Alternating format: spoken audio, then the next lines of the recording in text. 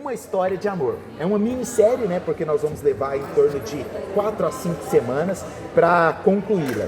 E ela está baseada num livro do Antigo Testamento. Eu não sei se lá no grupo vocês conseguiram matar a charada, né?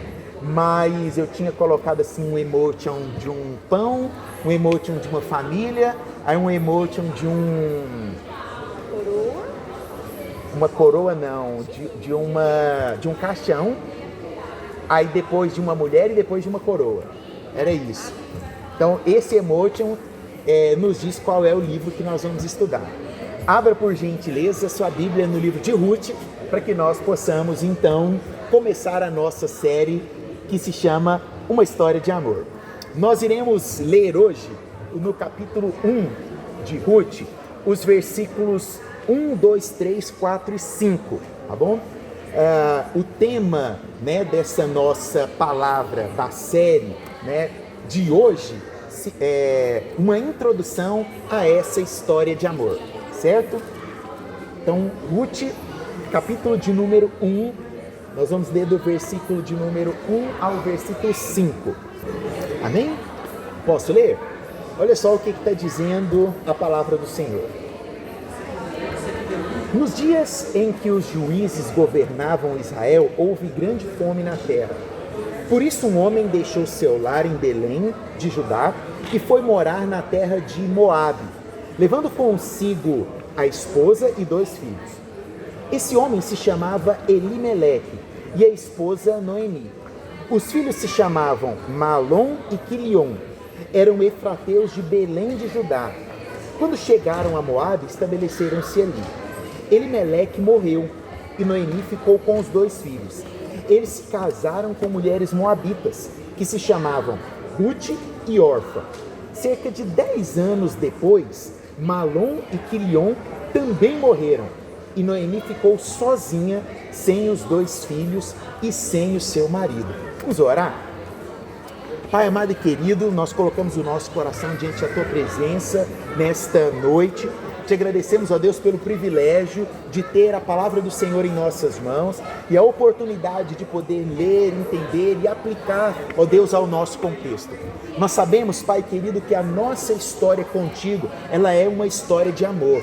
A história revelada na Bíblia, através do Teu Filho amado, Cristo Jesus, ela nada mais, nada menos é do que uma das mais belas e lindas histórias de amor. E nós queremos, ó Deus, viver uma história de amor no nosso dia a dia. Nós queremos viver a Tua palavra, nós queremos viver o Teu reino, queremos viver o Teu evangelho. Por isso nós clamamos para que, não apenas nessa noite, mas ao longo dessa minissérie, a graça do Senhor esteja sobre os nossos corações, trazendo revelação, para que nós possamos, ó Deus, mudar aquilo que está errado, tomar novas direções, assumir novos posicionamentos, para que, consequentemente, nós possamos viver essa linda história de amor que o Senhor tem para nós. Nós oramos em nome do Teu Filho amado, Cristo Jesus, o Nazareno. Amém, amém e amém. Meus queridos, Ruth é um livro repleto da maior e mais pura beleza. A sua simetria e a sua coerência literária e temática saltam aos olhos. Muitos teólogos, e não apenas teólogos de carteirinha, mas muitos pesquisadores que estudam a história do povo de Israel ou do povo hebreu, muitos judeus, quando vão falar dessa história, se encantam, porque de fato ela foi colocada minuciosamente dentro do texto bíblico para que pudesse chegar até nós. No cronograma das nossas Bíblias, você abriu aí, o livro de Ruth, ele está logo depois de Juízes, né? E antes de 1 Samuel, né? Vem lá Josué, Juízes, Ruth, 1 Samuel, 2 Samuel, 1 Reis, 2 Reis, 1 Crônicas, 2 Crônicas, Esdras, Neemias, Esther, já são os provérbios, né? Ruth, ela está ali entre Juízes e entre o livro de 1 Samuel, ou seja, o livro de Ruth é um link, uma ponte entre talvez um dos períodos mais críticos e caóticos do povo de Israel, que é em Juízes, com o reinado.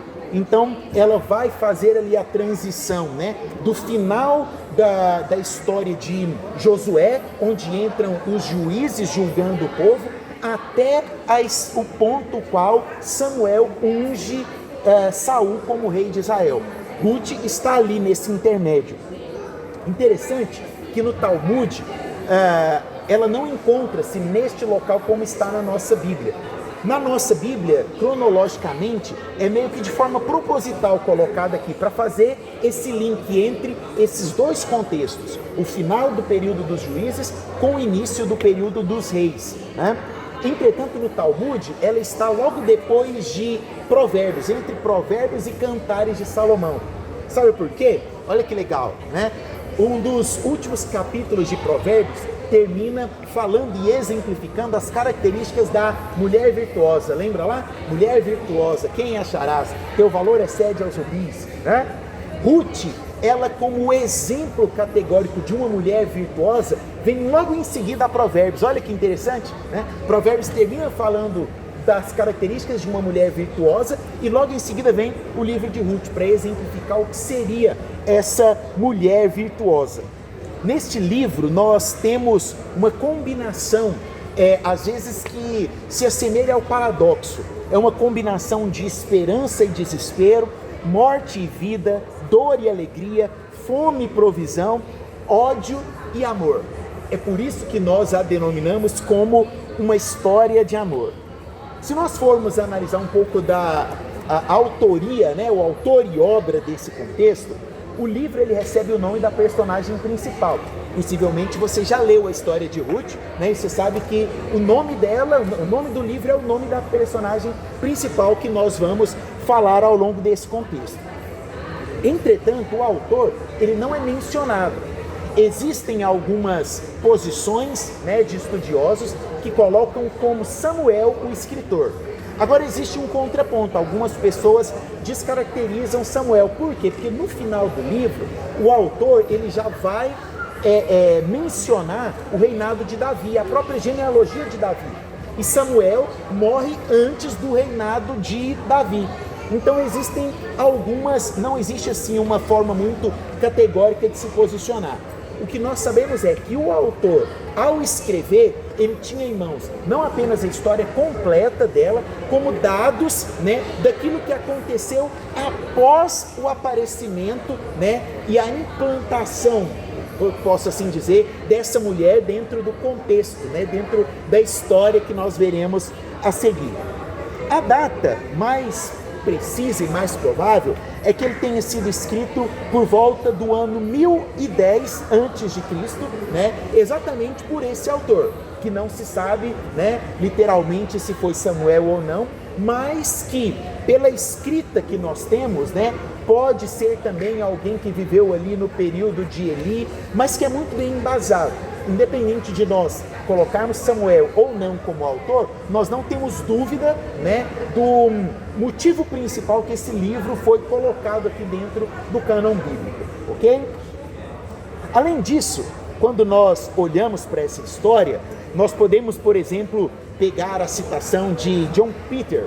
John Peter diz assim sobre o livro de Ruth: esse livro, que tem apenas 85 versículos, é como um jardim de rosas perfumadas.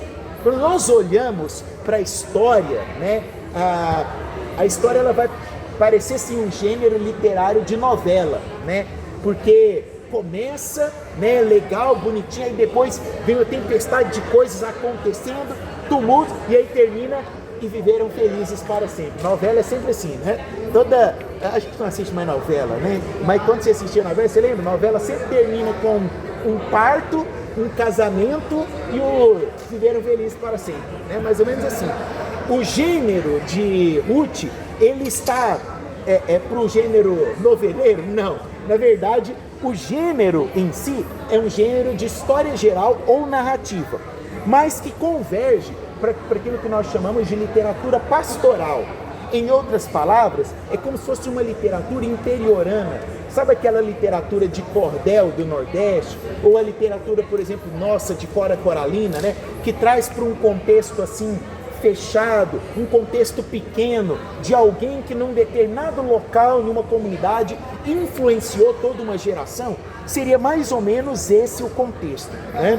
Um contexto que traz crise, problema, o problema da crise financeira, o problema da imigração, o problema da doença, da dor, da morte, da viuvez, da amargura contra Deus, mas que ao mesmo tempo você fala assim, nossa, mas é um livro então, né, para quem nunca leu o livro de Ruth, começa a falar, nossa, problema, dor, amargura, sofrimento, morte, né, e não é só uma morte não, nós vimos aqui 3 de uma vez, né, mas todavia dentro desse contexto, o livro ele também consegue trazer os conceitos que nós iremos abordar, como por exemplo, o conceito da força, da importância da amizade, da beleza, da virtude e mais do que tudo, do amor. Quem são as personagens principais desse livro que nós estaremos abordando, né? Nós temos basicamente Ruth como a personagem central, mas a história de Ruth ela não surge do nada, né? Não surge ao acaso.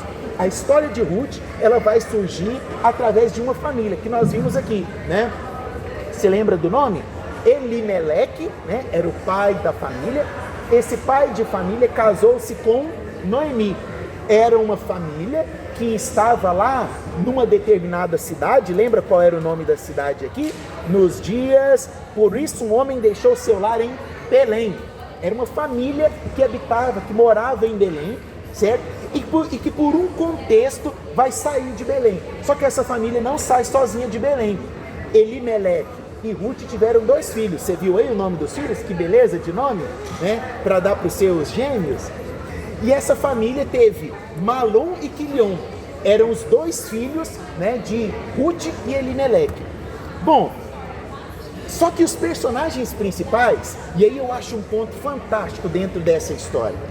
O personagem principal não vai ser Elimeleque, personagem principal não vai ser Malom, não vai ser Quilion, personagem principal não vai ser um tal de Boaz que vai aparecer lá no final da nossa história. Os personagens principais serão 2 mulheres, para um contexto de época onde apenas os homens eram ouvidos, para um contexto de época onde apenas os homens eram valorizados, para um contexto de época onde uma mulher viúva não valia nada, a mulher já não valia nada, uma mulher viúva então, nada vezes nada, de repente, Deus permite com que um livro que tem 2 mulheres como as personagens principais façam parte do cânon sagrado. Para quê? Para mostrar que o cristianismo não é uma religião sexista, mas também para mostrar que o cristianismo não é uma religião feminista. Dentro dos meus estudos, eu vi lá que nós poderíamos pegar assim um episódio inteiro para falar de feminismo, mas eu falei assim, não, vamos manter numa história de amor, sabe? Mas dá para nós tirarmos muitos ensinamentos daqui também sobre isso. Todavia, nós temos uma judia, idosa, pobre, viúva, com o personagem principal, que é Noemi, e temos uma gentia, viúva, pobre, como uma personagem principal. Ou seja, o cristianismo, desde sempre, quebra paradigmas. E isso é muito importante que você se lembre. Dentro desse contexto, então, como que nós podemos entrar na nossa história? Nós podemos começar a história observando que havia um período ali de transição. No período dos juízes, diz aqui, nos dias em que os juízes governavam, houve grande fome na terra. Por que houve grande fome na terra? A gente não pode pegar o livro de Ruth e começar a ler assim, houve grande fome na terra, mas daí, de onde que veio essa fome? Você lembra que eu disse que estavam havendo os reinados dos juízes, né? E dentro desse período dos juízes, Deus levantava estes homens para julgar a nação. Por que para julgar a nação? Porque a nação de Israel estava totalmente depravada, pervertida. O livro de Juízes e essa sequência nós vamos ter lá na frente em Reis, é um período caótico de instabilidade econômica, instabilidade moral, instabilidade espiritual do povo. Você fala assim, nossa, instabilidade econômica, moral e espiritual. Parece que eu já vi isso, parece que eu já vi isso nos dias atuais, né? Engraçado como a história se repete, né? A instabilidade que nós olhamos hoje, não só apenas para a nossa nação, mas para as nações, era a mesma instabilidade vivida pelo povo de Israel no período dos juízes. Por conta do quê? Por conta do seu pecado, por conta do seu distanciamento da presença de Deus, por terem esquecido os ensinamentos que Moisés falou para o povo: olha, vocês vão entrar na terra prometida, mas não se esqueçam daquilo que Deus fez no meio de vocês. E o povo de Israel se esqueceu completamente do Deus que os tirou do Egito, do Deus que fez com que as 10 pragas viessem sobre o Egito, do Deus que os conduziu ali no deserto, dando pão, maná do céu, dando água, dando comida. Aquele povo tinha esquecido de onde que eles vieram. E exatamente por isso, né, Ricardo Gondim cita o seguinte: dentro dessa anarquia, que é o que eu estou falando aqui, da história errada do povo de Israel, a história de Ruth surgiu como um refrigério, como um sopro suave, calma e bonança em meio a um delírio de tempestade. Nós tínhamos ali o povo se voltando para outros deuses, seguindo, por exemplo, os altares de Baal, construindo altares de Baal, o que era repugnante aos olhos do Senhor. Pensa, né? Já parou para pensar o que Deus fez para aquele povo, né? Tirou eles do Egito, né? A Bíblia diz que nem as sandálias dos pés do povo que andou no deserto se desgastava, né? Fez o povo passar no meio do mar, e de repente, do nada, eles se esquecem e começam a adorar a Baal, começam a dividir a sua cultura, tribo brigando contra tribo. Nós começamos ali já uma instabilidade entre as próprias tribos, né, de Israel, e principalmente surge o problema do mal. Tem muita gente, né, pseudo filósofo, pseudo pesquisador por aí, que está no segundo semestre de filosofia da faculdade, que inventa de querer discutir filosofia, né? E aí você fala para ele que você é cristão, ele se denomina ateu, né? Porque ele já passou na prova de fundamentos de filosofia, né? Já entrou no terceiro período, e além de se denominar ateu, a única forma que ele tem de ir contra a sua fé é te perguntando qual é o problema do mal, né? A ferramenta ou a estratégia-chave que todo ateu tem para achar que pode mexer com você é dizer para você: se Deus é bom, por que o mal existe? E ele acha que por conta disso ele vai tripudiar, né? Como se isso fosse uma teoria advinda lá do iluminismo. Ó, pobres, né? Ó, céus.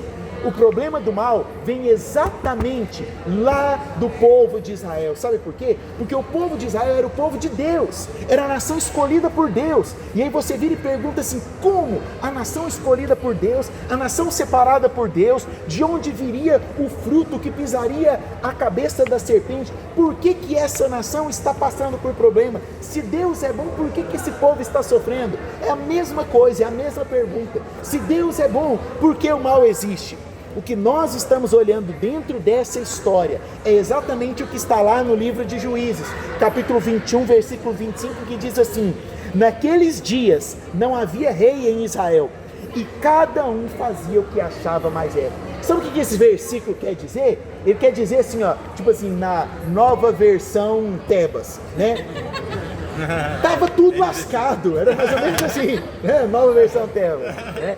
Pra quem não conhece, piada interna, né? Todo mundo já... Piada de acampamento. Todo mundo já sabe. O que Juízes está dizendo aqui, olha, não havia rei naquele tempo, e cada um fazia o que achava mais reto. Era assim, estava tudo lascado.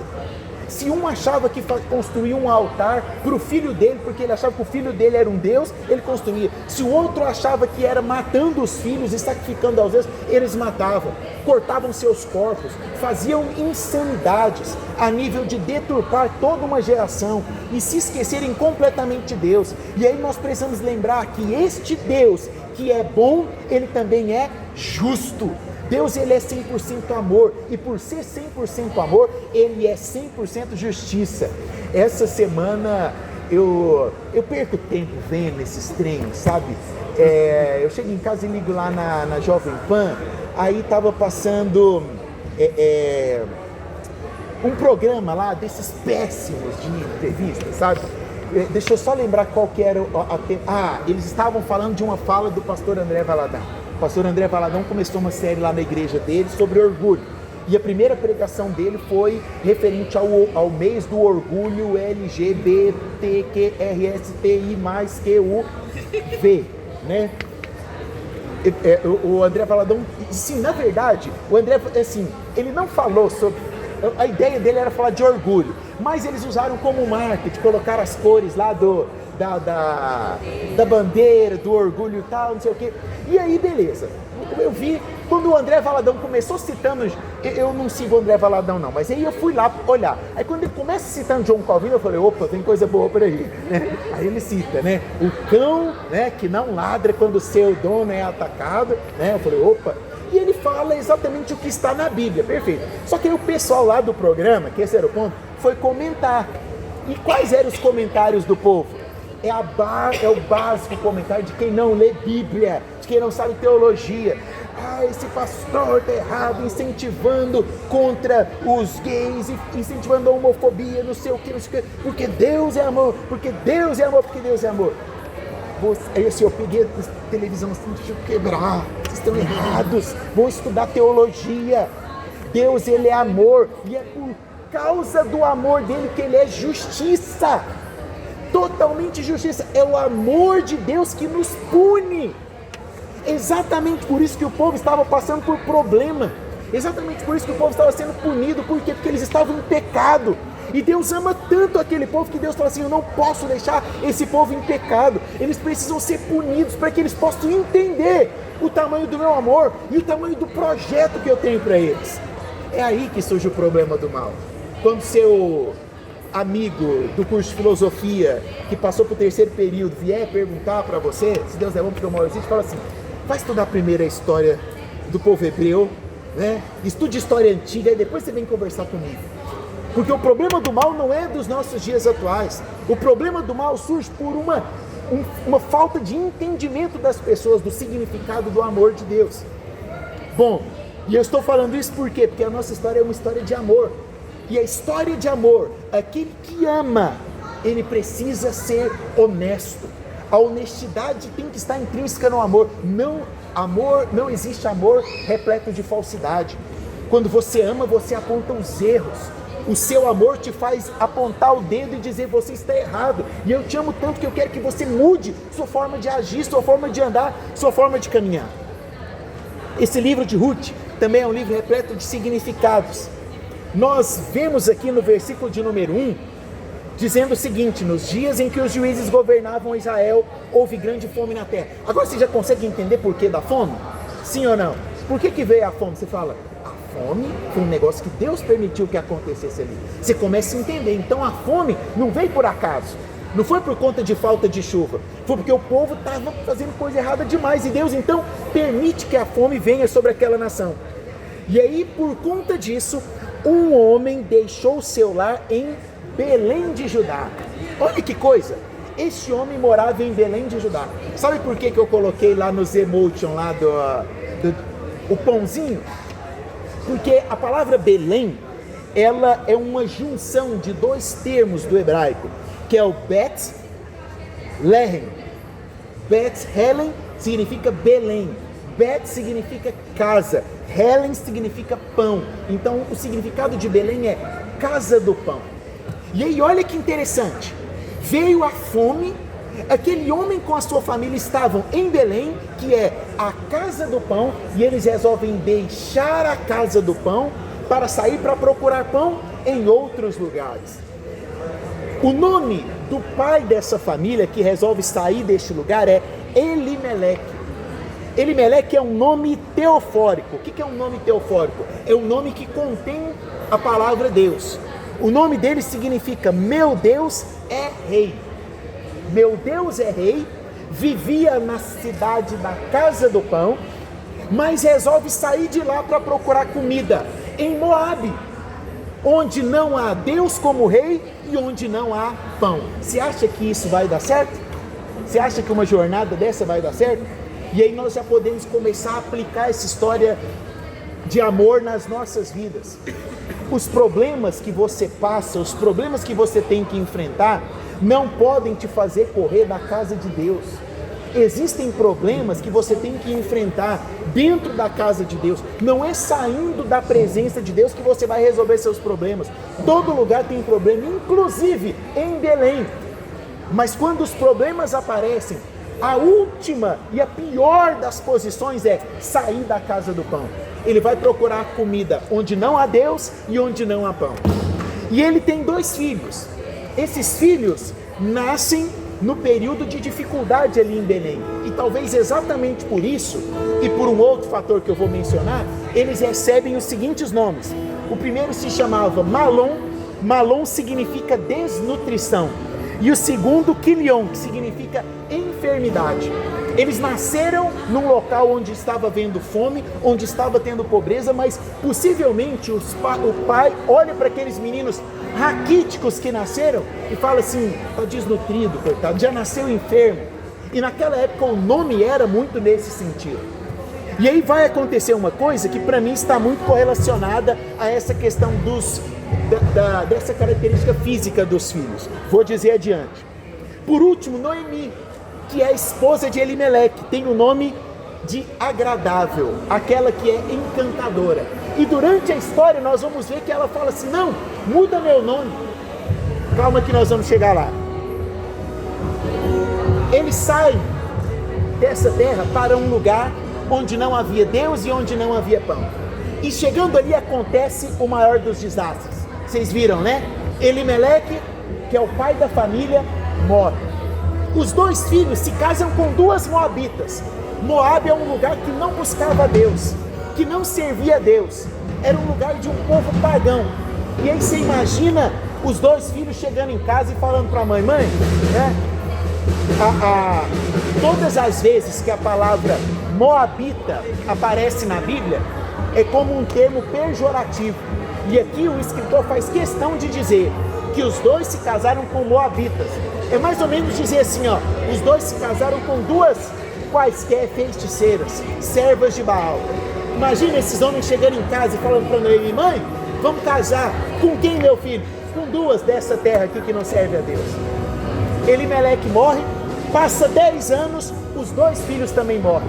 Aquele que era desnutrido, aquele que era cheio de enfermidade. E aí eu faço uma interlocução da minha interpretação, né? É muito provável que nós temos aqui uma herança genética hereditária ligada ao cromossomo sexual. É muito possível que aqueles 2 filhos herdaram algum gene do seu pai e exatamente por isso também morrem na sua juventude. O pai deles não morreu de doença nenhuma. A Bíblia não diz que ele simplesmente morreu. E logo em seguida, 10 anos depois, aqueles 2 garotos que eram jovens também morrem. Você fala assim: alguma coisa tinha na genética. Talvez uma hemocromatose, que é uma doença ligada ao sexo, né? Que fez com que essas crianças já nascessem raquíticas, fracas, e por conta disso eles venham a morrer.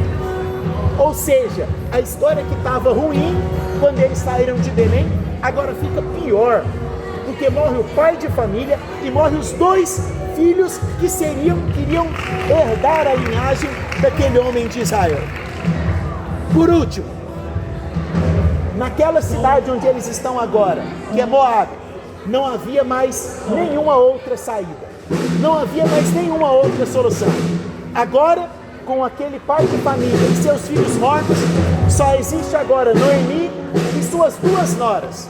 Mas de repente, ouve-se dizer: há comida em Belém.